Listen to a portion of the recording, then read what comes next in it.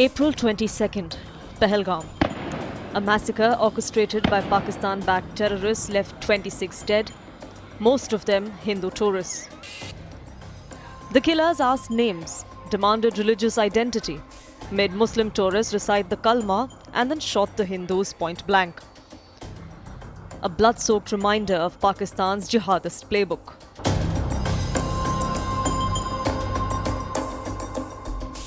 It was a Pakistani operation down to the last bullet.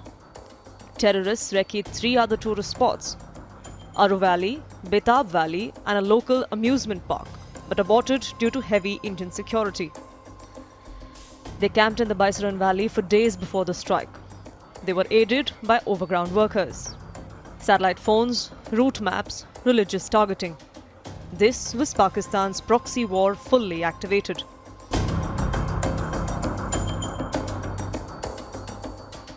The Resistance Front, an offshoot of Lashkar-e-Taiba, claimed responsibility. Just days after the massacre, Pakistan promoted their ISI chief to National Security Advisor. The same ISI that's trained, armed and unleashed jihadists into India for decades are now formally calling the shots in Islamabad. Pakistan the sponsor, ISI the mastermind.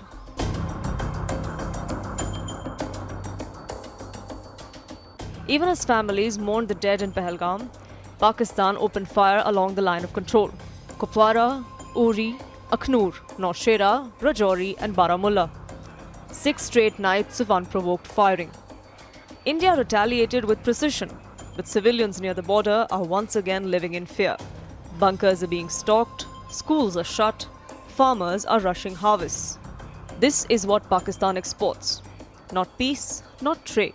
Just terror and trauma.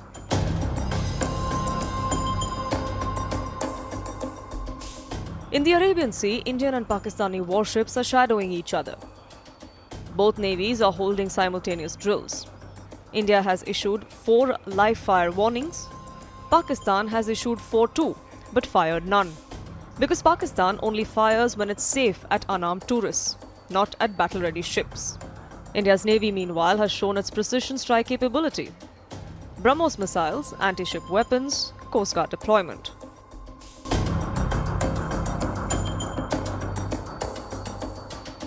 When they fail on ground, they attack online.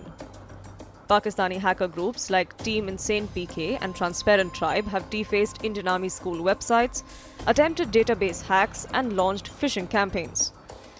Even the Army College of Nursing was attacked with a hate message straight from Pakistan's digital sewer.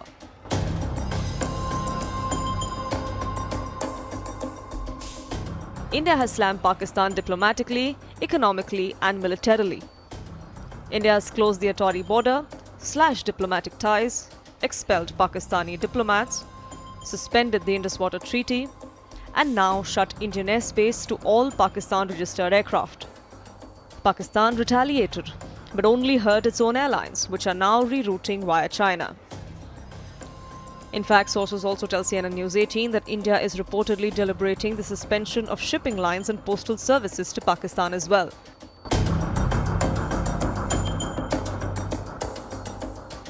Pakistan's ISI has been spotted on Bangladesh's border, trying to stir trouble with local radical groups.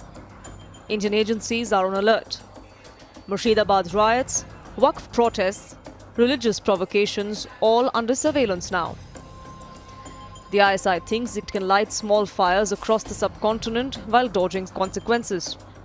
But this time, every fire will be traced back to Islamabad.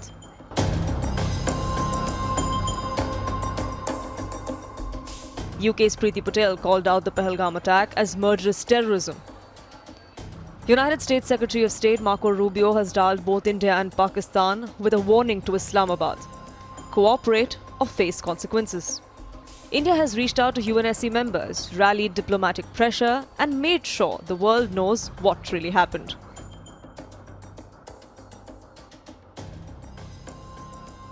In Delhi, Prime Minister Modi has done what any strong leader must. He chaired a top-level security review. He gave the armed forces full operational freedom. No timeline, no restraints, no red tape. India will decide the time, the place, the method, and the enemy will pay.